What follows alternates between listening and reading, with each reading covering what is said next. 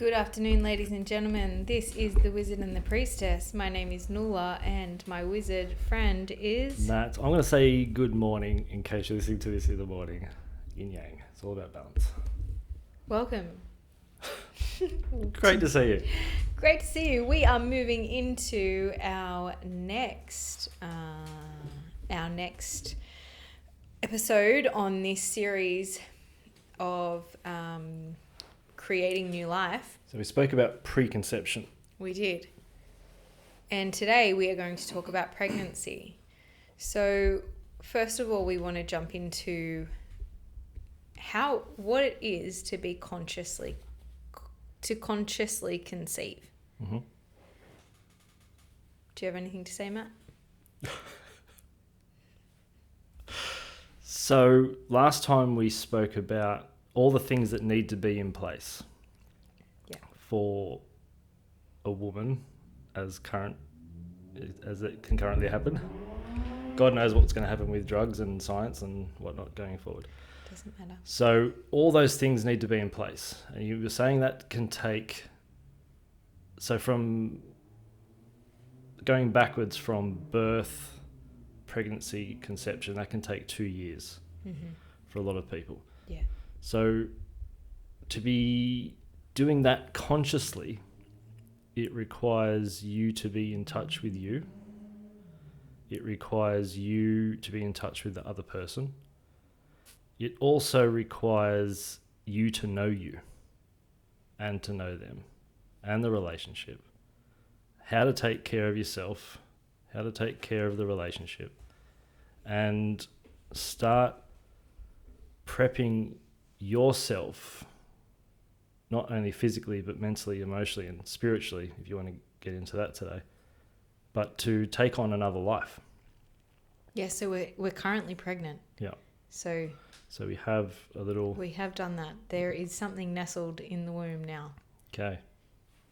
From that moment. Mm-hmm. We have conceived. Hang on, sorry. We have conceived. Not me and you, but I'm talking about the process. No, I actually, sorry, I cut you off there because I was like, where are you going? But now I realize that we had to do all those things. And then now we're...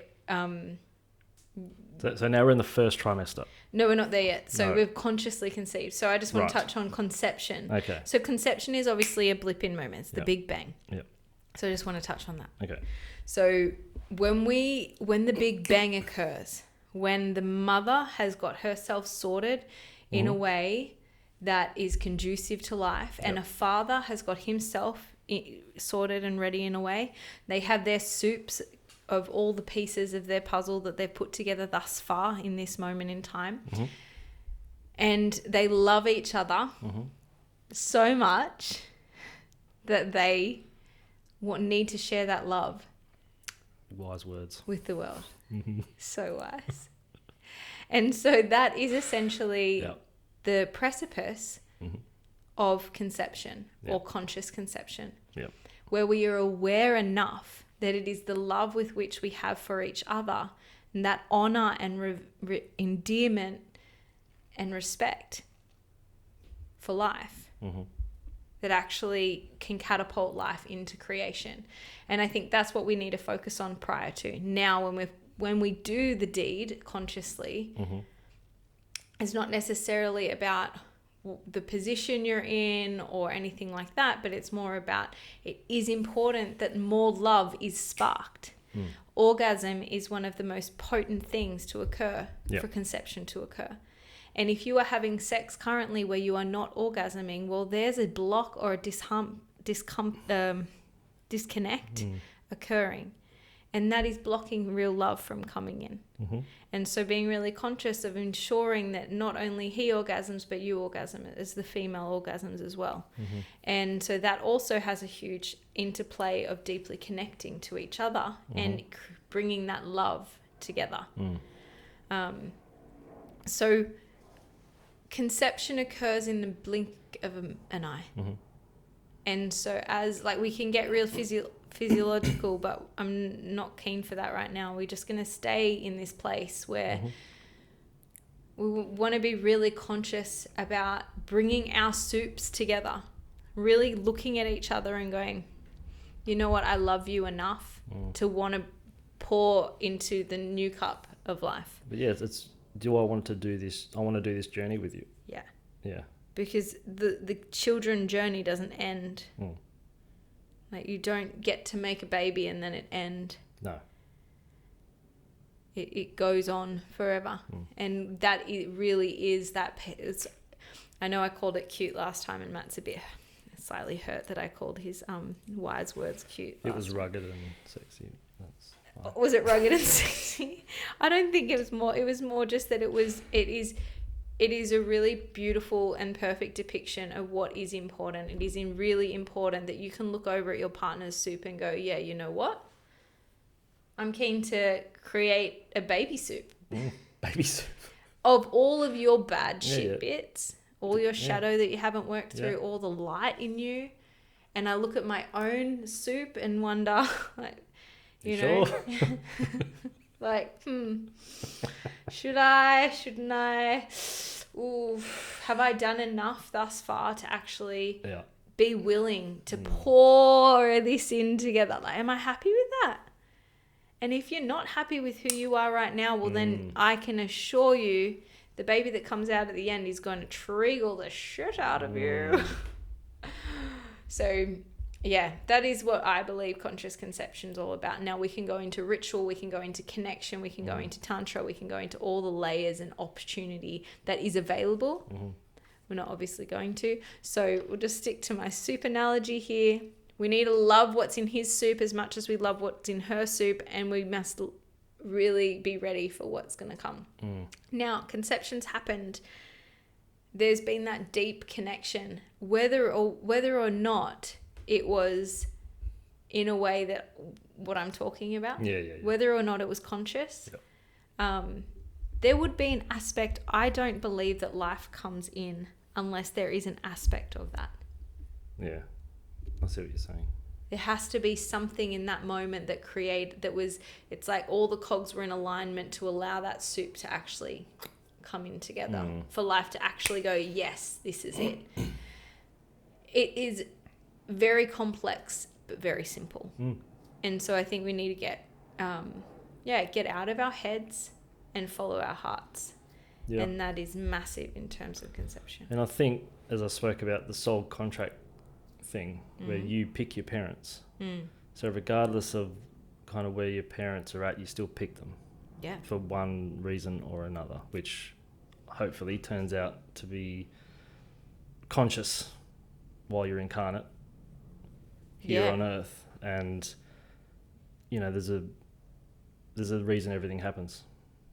Absolutely. And that's kind of the bigger truth of things. Yeah. Not being a victim and I was born this way and grew up like this. There's always a bigger truth. Yeah, and that just really triggered something in my mind about you are here on purpose. You didn't just happen to be. No. You chose this moment in time. There's no accidents. No. And that if there's an accident, it implies there's been a mistake. Yeah. Your parents might not consciously realise it, but they would have asked for it on a deeper level. Some deeper level. Yeah. Or you asked for it and they were actually available. Yeah. Okay, so now we're pregnant. So here's so when we look at pregnancy from we can look at it from different perspectives. Now, when I think of pregnancy, for me personally and for me as a clinician, I see that there are there's many different there's sort of two different avenues essentially you can go down, because the minute you fall pregnant or you like incarnate, create life, or receive life, shall we say, when that happens, your brain goes, oh gosh, okay, what do I do? And so what I see in the clinic is two options. One way is to go down what I would call the medical system route of pregnancy, or you have the ancestral system. And so these two systems are set up or are available. and one of them feeds you information, and one of them invites you to inform yourself. Okay, I think I know which one, but for the listeners. So you have so in your registered system, you would have people that you reach to outside of yourself for information. So it's the doctor, the obstetrician, midwife, home midwife, registered birth worker, essentially. Anyone that works in birth that is registered under under some sort of umbrella that holds them to a specific way of things to be. Yeah. Then you have the ancestral system of care, which is all about introspection. It's all about going back into yourself, always asking inwards first. There's places to reach would be someone like, that would be where you have the grandmother, the familial supports. So like the wise elders. The wise elders. Yeah. Also these days we have people like then the doulas and then the birth keepers, and they are not being held by any registered body. They are not registered workers. They essentially are holders. Yep. Holders of space, so you can do the work yourself and introspect and go in. And so there's always a choice. There's always a choice in what way you go and where you come back to.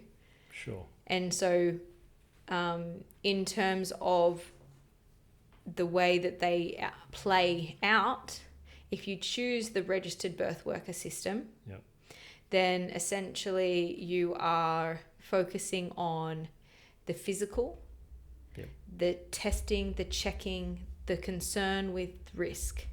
That's still under a certain umbrella. Yeah. Of practice. Yes. And it can't go outside that either. No. Yep. So no matter what, if you are registered, there is an aspect that you are registered by some form of governing body. You will not allow yourself to go outside of that. Yep.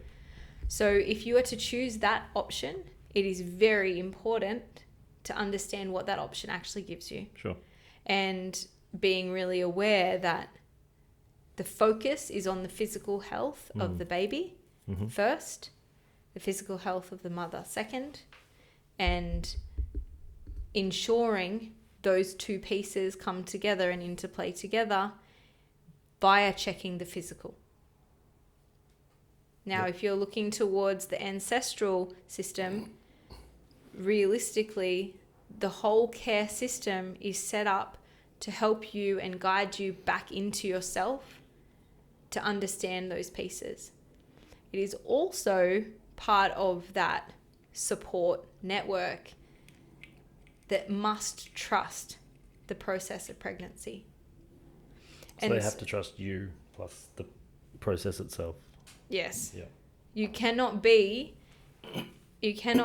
supported by an ancestral, like on this ancestral systemic choice. Yep. You cannot be supported by someone who doesn't actually believe in the process of pregnancy and the process that comes after. Yep.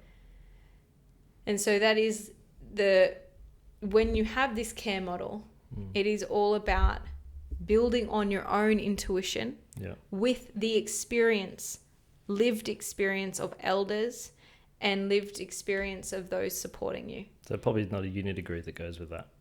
Say that again? There's probably not a university degree that goes with that. No, because it's a felt knowledge. It's a lived experience and a felt experience. It was pretty cool. Recently I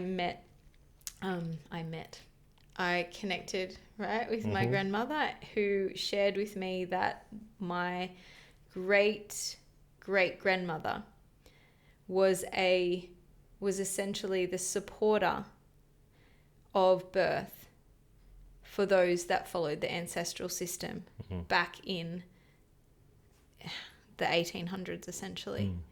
And what she would be was that person that was essentially the supporter of the birth. So traditionally on this land or country, the Indigenous Aboriginal people would have their grandmother as their support to walk them through pregnancy. And I found out that my great-great-grandmother was sort of stepping in for that as that support person, because it was during the times where colonization, brutality was rife. And so she would step in as that person. So now, being where I am and who I am, I have that ancestral lineage and that deep trust and knowing that has been passed down and passed down and passed down through that thread of life. And I think that, to me, which I only found out like 3 months ago, is the biggest or deepest reminder that, I mean, for me personally, it feels really fitting and telling, and I had no idea, but I always have trusted birth. I've always trusted pregnancy, and I've also always trusted creation. And in that, it's not just about, you know, I think there's a lot of fear around an early birth. There's a lot of fear around that this baby mightn't survive. And from the minute it's conceived, people have that fear. And for me, I've always found the softening in this idea that if life is meant to life, it will. And if that is not meant to be, then I trust that. I have no question on that. I deeply trust life. I deeply trust that creation may come and go faster than I had hoped and had planned and was expecting. But I also trust that. Because if there is something that is going on that was not meant to continue on this path in that moment, then I would like it to do it as it's meant to, rather than stress myself out about that. Now, that's not to say that we shouldn't absolutely honour the life that wasn't, or that didn't transform into being an actual human baby. And so that is something that's really important, and the spirituality of that and that energetics of that. But also knowing that life lives, and then life also dies. We are all on that trajectory. And nothing is set in stone. I think I don't know if it's a misconception, but a lot of people think life and death are opposites. Okay. But they're not. Birth and death are opposites. Life just is in the middle. That's cool. So we have this, I guess, preconceived thought that things should go a certain way. And if it doesn't fit that model, then we need someone probably wearing some kind of white and that has a degree, and that we can't get by without that. We are conditioned to worship that kind of, not profession, but that status. The priests, the doctors, the wise men. We're conditioned very early to take their word as gospel.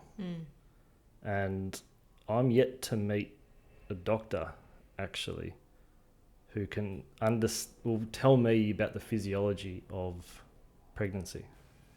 Yeah. And that shocked the hell out of me. But I don't really work with, you'd obviously work with a lot more pregnant women than I would. I'd be more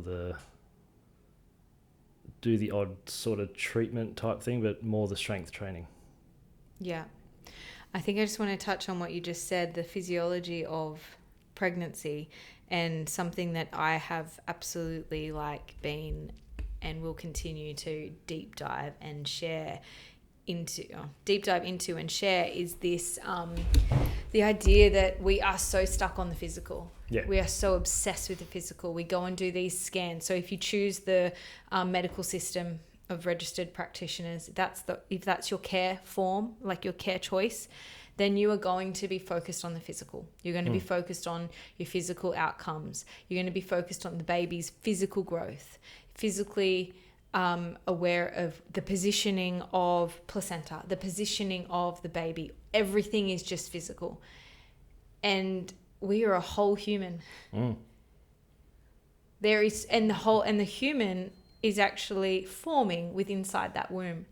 So if our only focus, and that is essentially that system of care is only focused on that, they are also focused potentially to some extent on the mental, emotional load of the pregnant woman. Okay.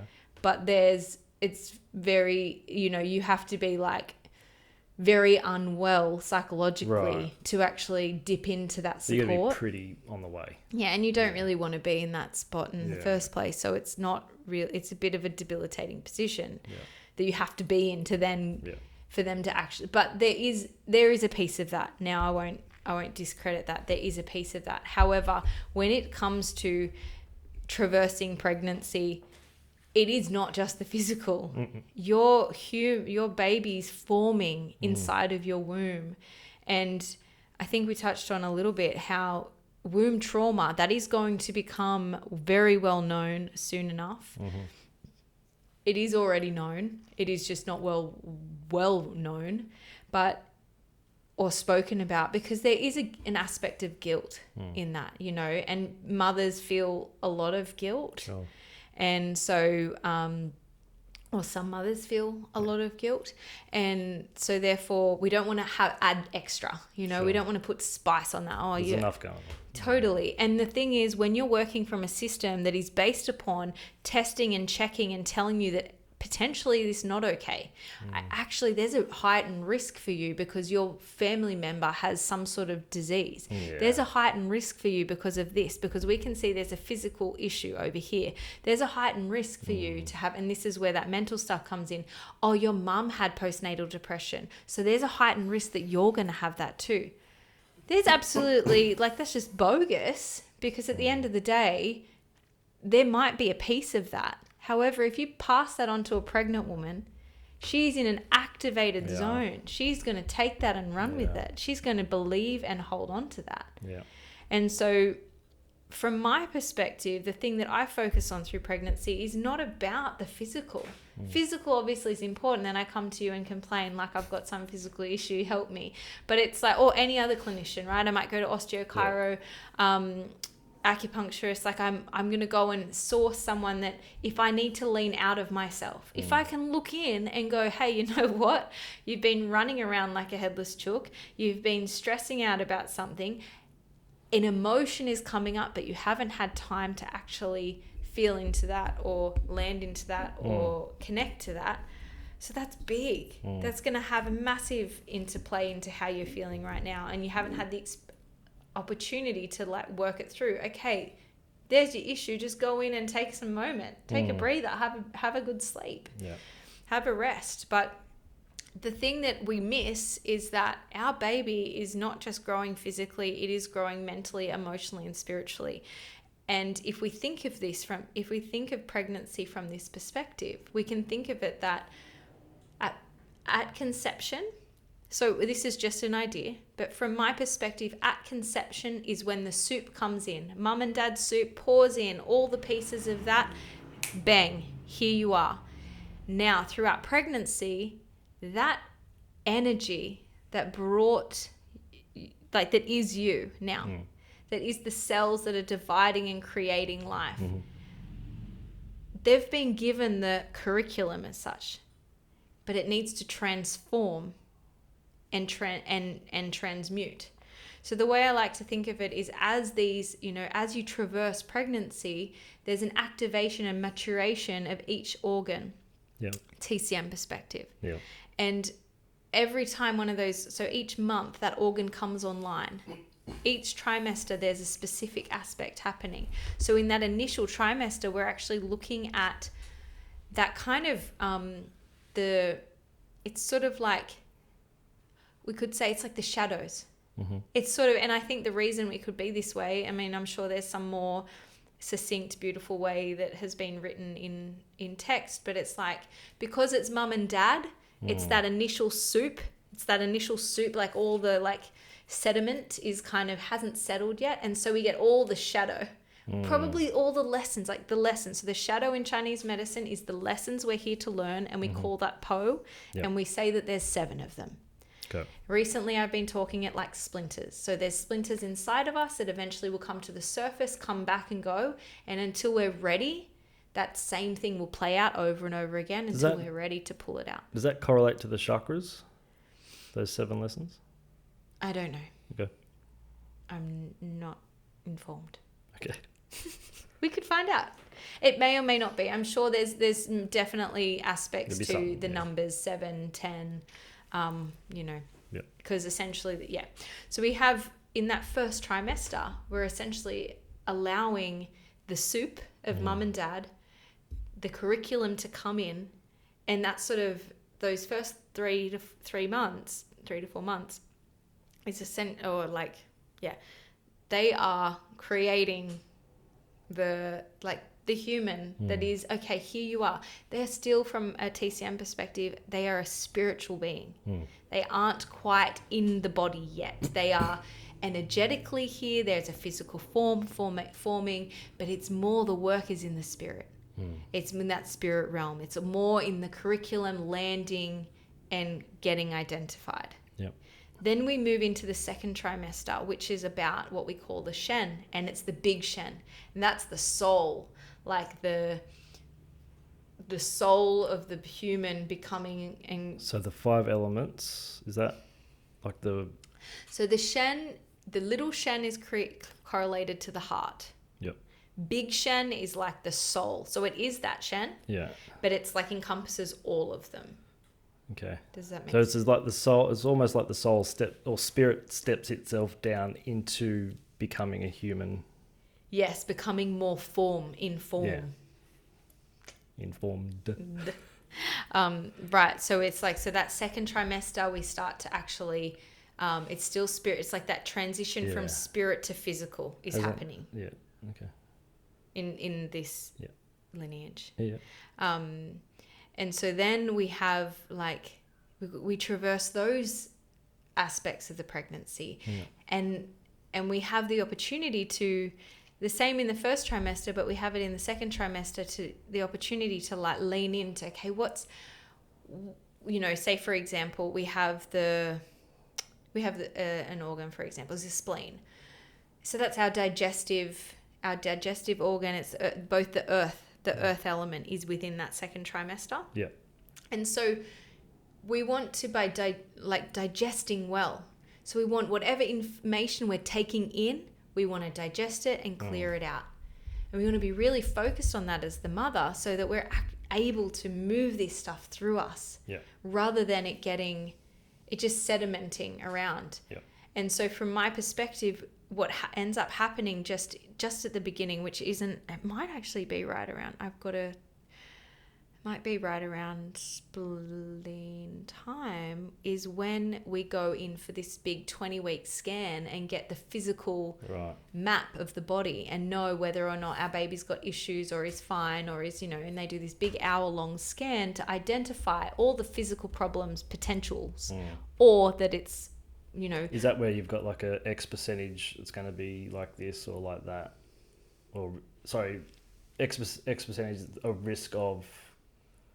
No, that would be done at 10 weeks. That's 10 weeks, sort of right. like the, it's either a blood test or a scan, depending on what you do. These days they do always do blood work as well. And they're identifying whether, there's a few different options there. You could do the NIPT, which is a paid blood test, which identifies any genetic abnormalities and the percentage of that. It's pretty accurate. It's also not 100%.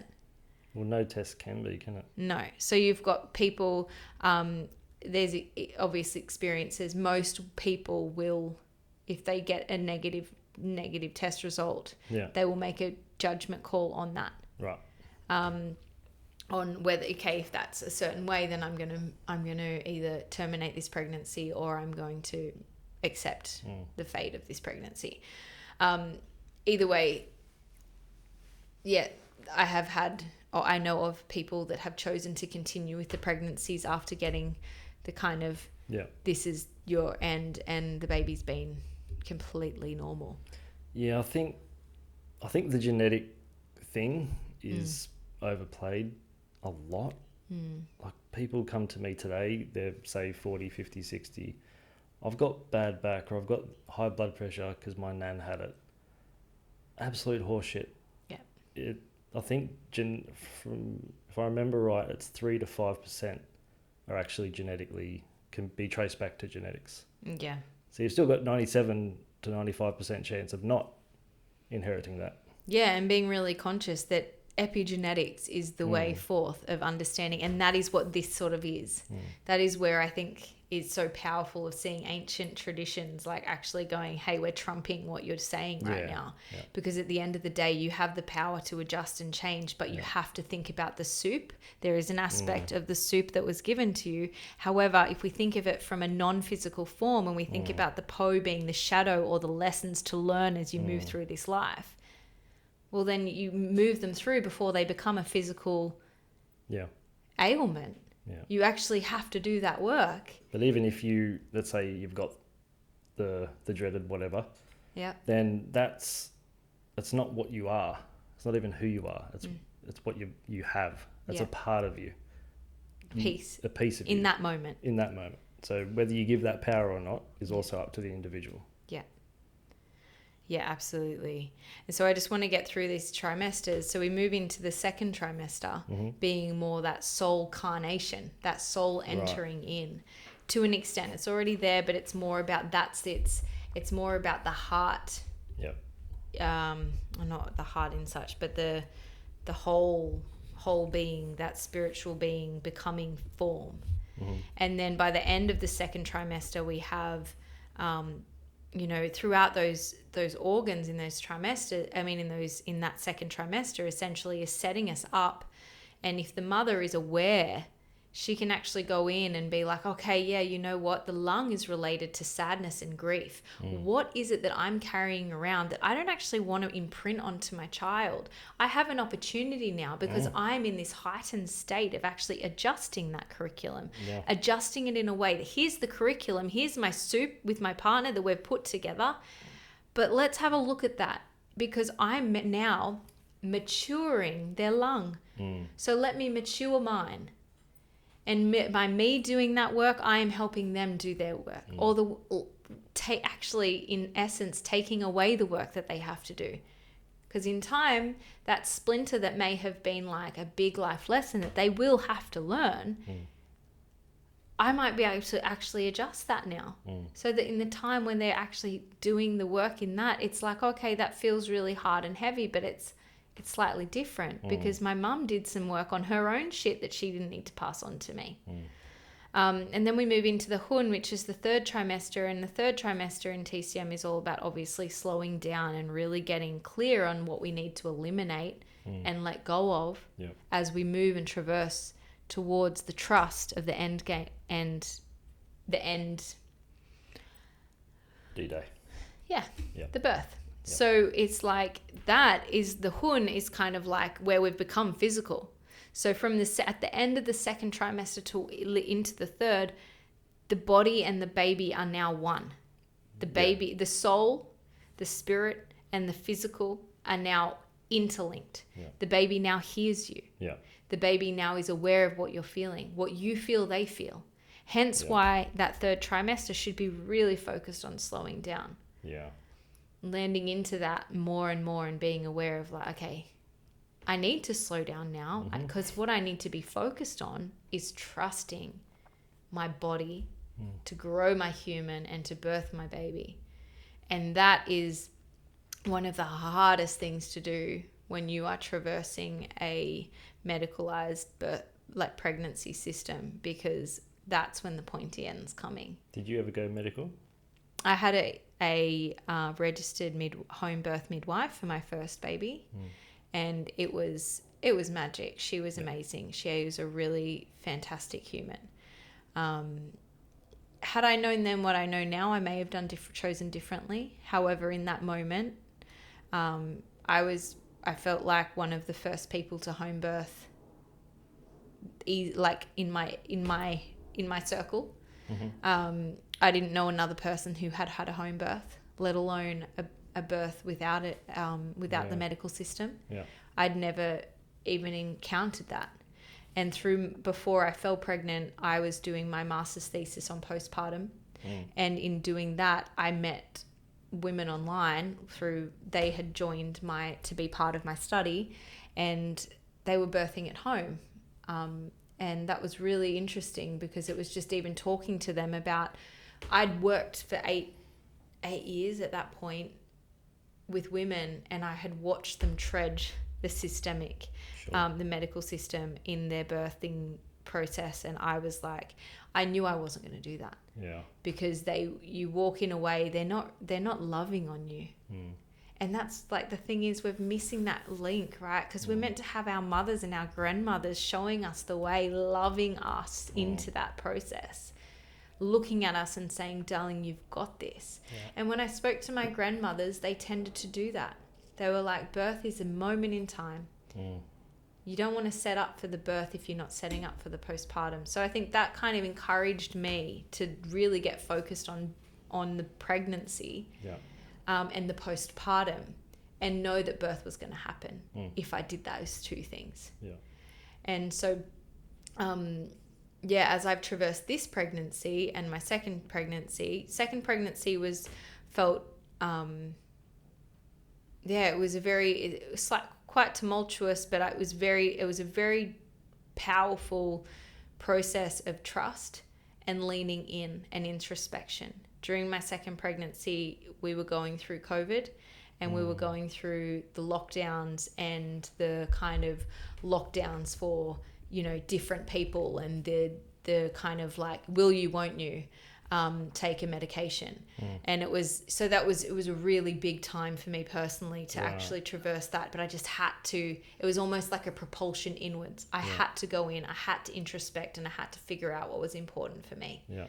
And so that was sort of that, like a bit of a kick into more and more of this sort of kind of birth within the ancestral system, which is all about connecting to self. But it's not about doing it alone. It's not about thinking that you can just like do pregnancy and do birth and it's just a blip in time. It's not about like, that's, I guess, if that's what you're hearing from me, that's not what I'm trying to say. What I want people to understand is that you need to be held and revered through the process. You need to feel like you are enough because somehow life came to you. Somehow this baby chose you. And if you don't keep choosing yourself time and time again, that's going to have an impact on the whole. And you are the next generation. You are preparing the next generation. Literally. So let's do it well if we can. And if we have an opportunity to. And that's not to say that if you have done what you can, then that's enough. Of course it's going to be enough. Yeah. Your child chose this moment in time. It chose you. Yeah. And so everything that you're doing is enough. However, if you want to do more, there's an opportunity for that. And I think that's the piece that is so powerful when we feel loved on and we feel revered in our choice and we feel connected to. And that's one of the hardest things as someone who is a registered birth worker. No matter what they do, they probably want to love on you. But like we know, a doctor can't love you like your mum can. Yeah. And they're not going to sit there and cook you a chicken soup and make sure that you're in bed and you're resting if you are unwell. They're going to find the only tool that they have, and that's generally pharmaceutical. That's what they have as an option. They're going to give you the best option that they have. And that's not to say that they are a bad person in any way. That's just their option. But if we keep coming back and keep looking into ourselves and introspecting into ourselves, we'll find the answers in there because we have the ancestral twine already. We have all of these pieces from the womb that we've then carried through. We have it all there.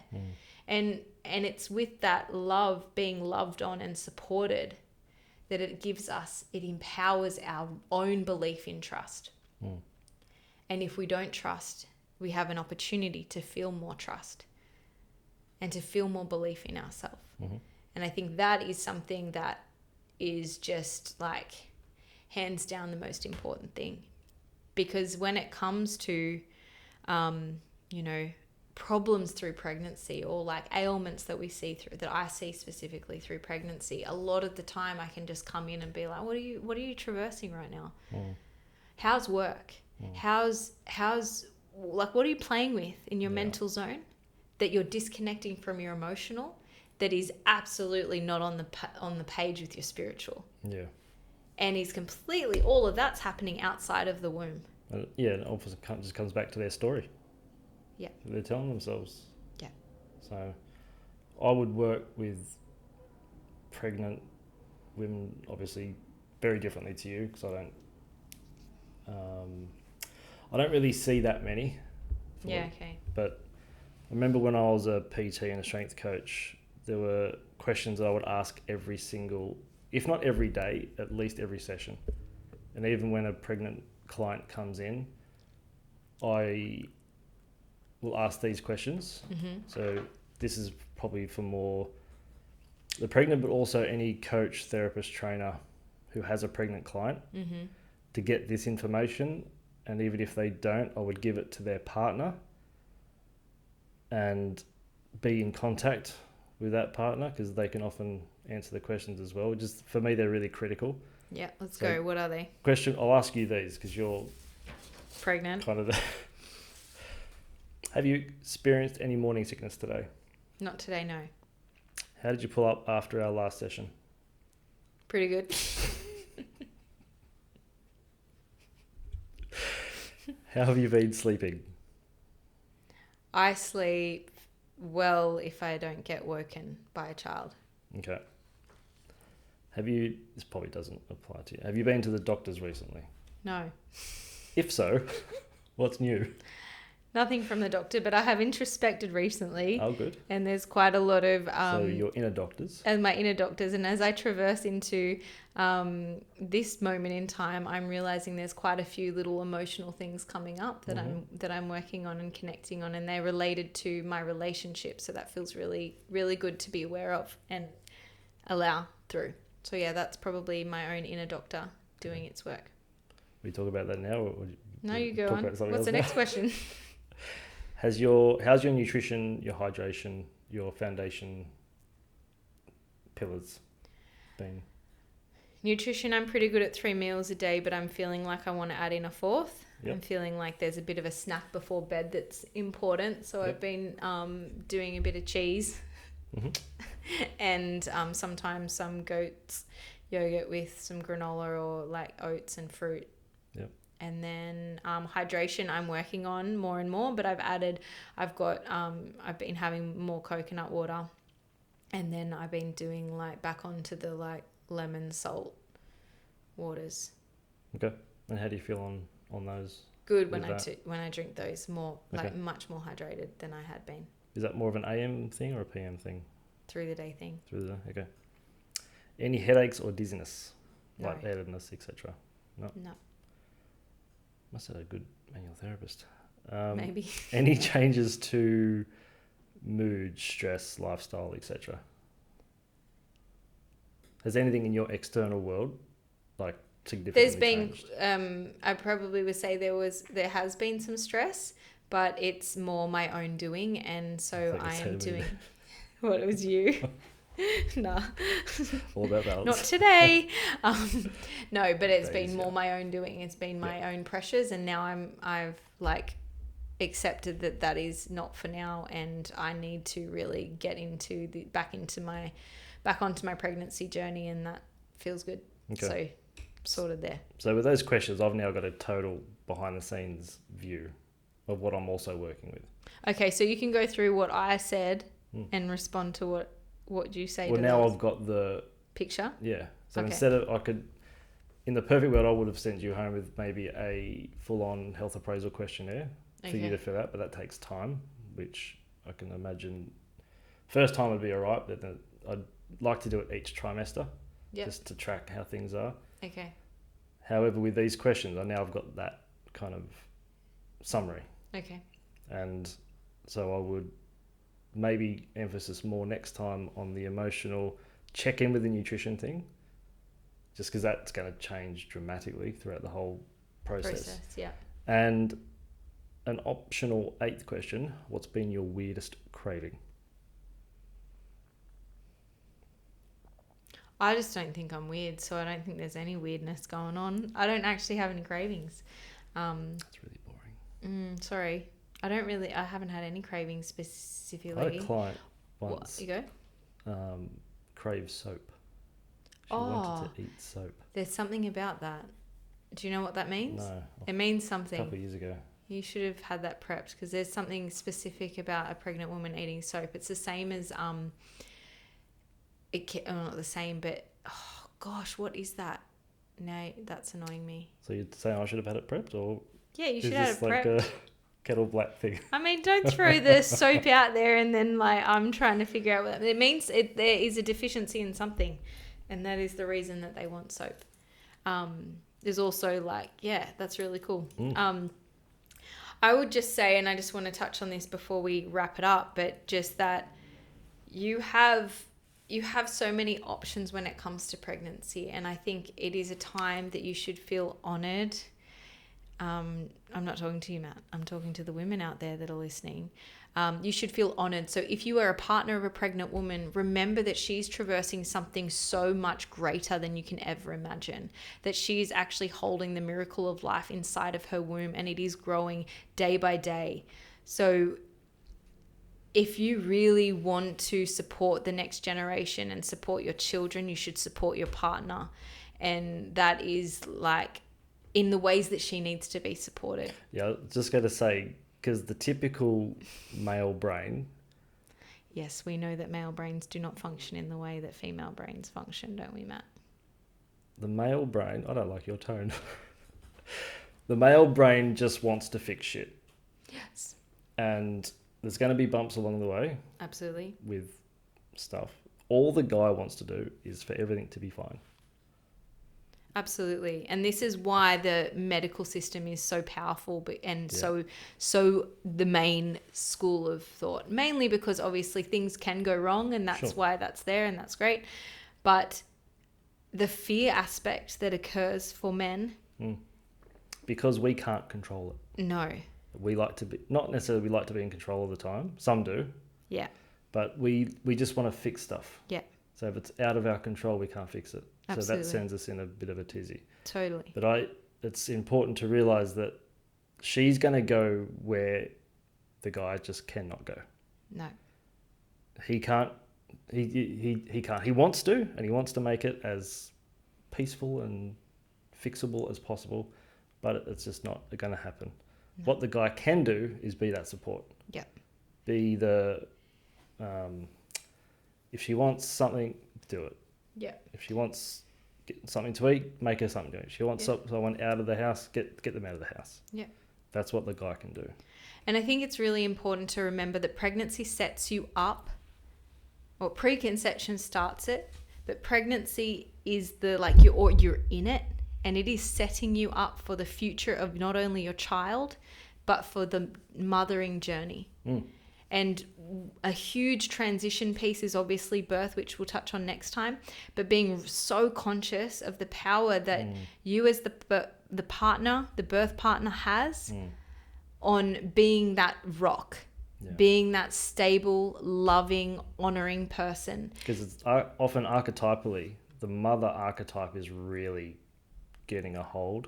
And then for the guy, it's often the warrior. Mm-hmm.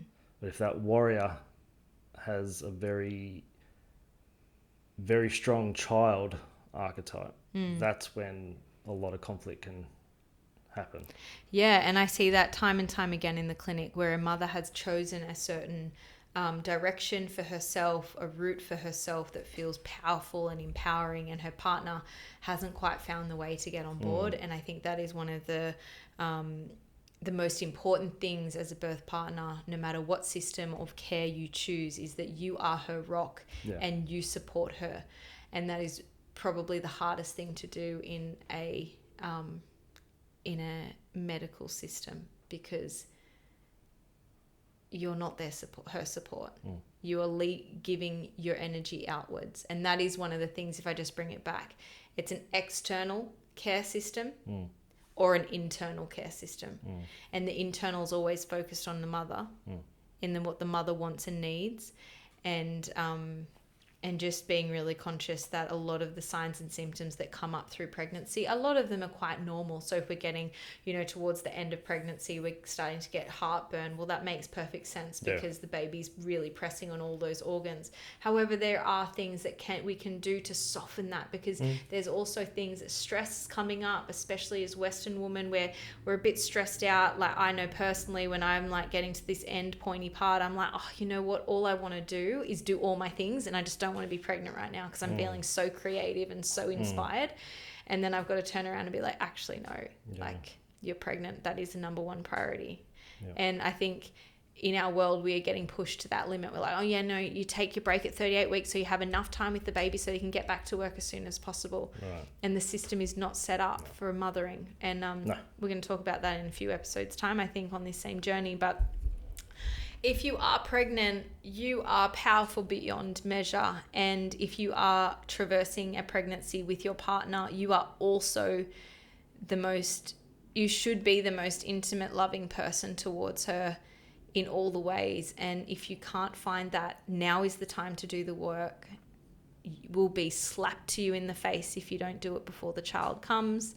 But this is when when it's still in the non-physical realm, you have the power to actually really inspire that and to create all the things.